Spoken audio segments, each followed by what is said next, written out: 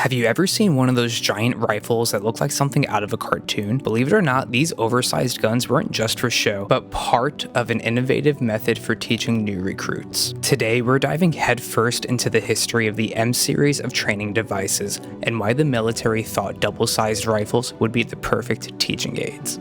During World War II, the United States had to train millions of men, most of whom had never handled a military rifle before. Instructors needed a new way to quickly show a group of soldiers the mechanics of a weapon, how it functioned, and how to assemble and disassemble it. Visual aids such as posters and short movies were made, but they lacked the physical nature of operating a weapon. However, using real guns was impractical for demonstrating to an entire classroom of recruits. What was needed was something that allowed for showing the operation of a firearm on a grand scale. Enter the M series of training devices. First conceived in 1943, these were the brainchild of the US Navy, with support and adoption from the Army coming soon after. Designed out of aluminum and other lightweight materials such as zinc and wood, these devices were light enough to carry around and even came in their own case that doubled as a display stand. Each was fully functional, using moving parts that perfectly replicated all the operations of their smaller counterparts. During World War II, 4 models were created to cover many of the common weapons US soldiers would carry in the war. The M21 was a model of the M1 and M2 carbines, where the M22 served as a model for the 1919 A4 Browning machine gun. Additionally, they made the M23, which modeled the M1918 BAR, and finally the M24 modeled the M1 Garand. The first models were produced by J.H. Keeney and Company out of Chicago, and after the war, production shifted to the Dellenbarger Machine Company in New York. As officially issued training aids, these were distributed through Army supply depots all the way into the 1960s. Even as weapons such as the M1 Garand were phased out in the post-war period, the tradition of oversized training rifles remained. Throughout the Cold War, the US continued to make models, building training devices for the M14,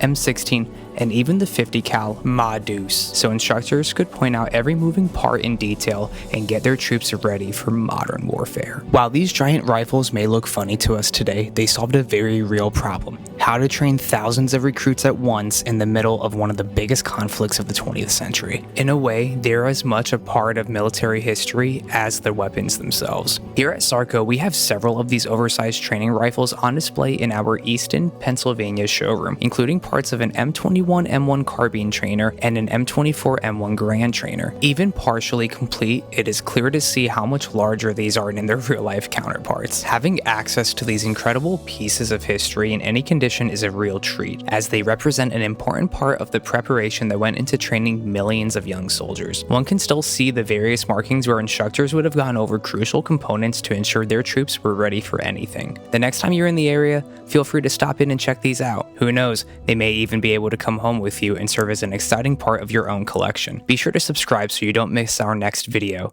You never know what kind of treasures we'll unveil next.